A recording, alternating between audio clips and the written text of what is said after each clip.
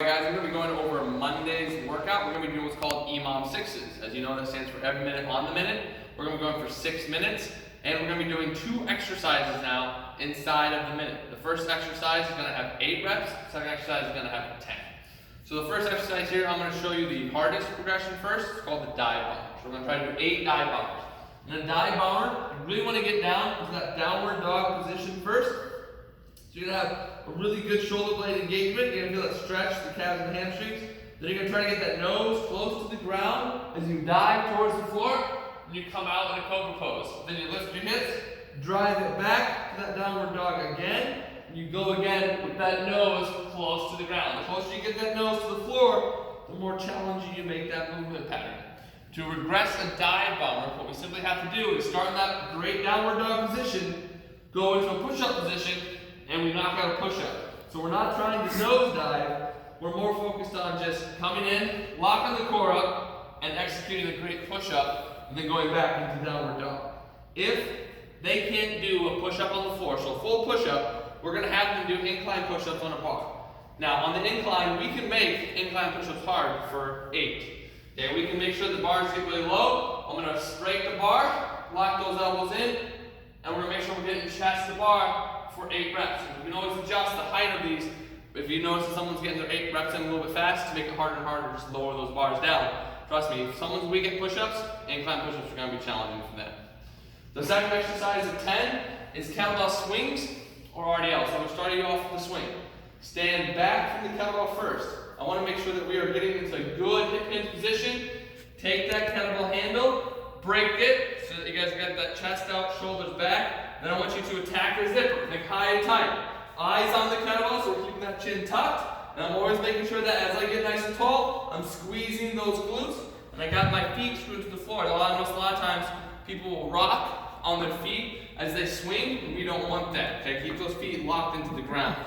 If they're not ready for swings, if they're showing you that they're coming low, or if they're squatting during this pattern, let's make sure they're getting it proper first with a good RDL. So, good hinge, drive the hips back, chest out, shoulders back. The kettlebell moves towards the heels as they get a nice stretch in their hamstrings, and they make sure they're not rounding through the shoulders during this movement pattern. You're going to have to learn how to coach back and forth versus the up and down that you might see. So think about going back with those hips versus going into a squat pattern. And that's going to be your first EMOM of swings and push-up. Alright guys, we're going to be going over the second EMOM on Monday. So still EMOM 6, and still reps of 8 for the first exercise, 10 for the second. The first exercise we're going to be going over is the ab wheel. Now when it comes to the ab wheel, a lot of people want to always go out try to get their nose to the floor. When you're teaching the ab wheel, it's important to know that they only need to go out until they're comfortable and then back in, and that's going to be plenty as they start to learn and get comfortable with this movement pattern. So when you start with the ab wheel, you have those knees on the pad. You want to think about bringing the body out over top of the wheel first so that they feel like they're basically planking before I begin this movement pattern.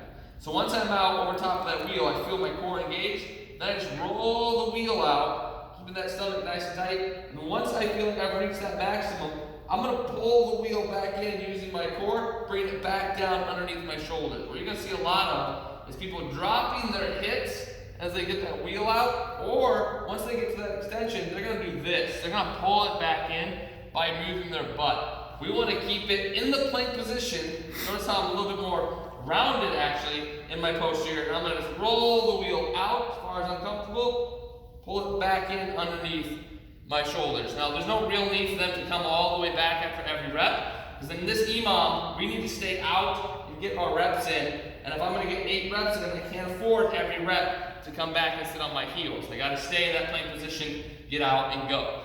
Okay, so that's the ab wheel. Now not everyone is going to be ready for an ab wheel. Some people will need to use the stability ball. Stability ball obviously is bigger, I'm higher up, so it makes the exercise a little bit easier.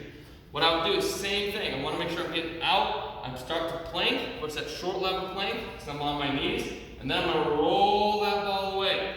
So I'm going to get it to extension, make sure my back doesn't fall, and then I'm going to pull that ball back in using my abdominals.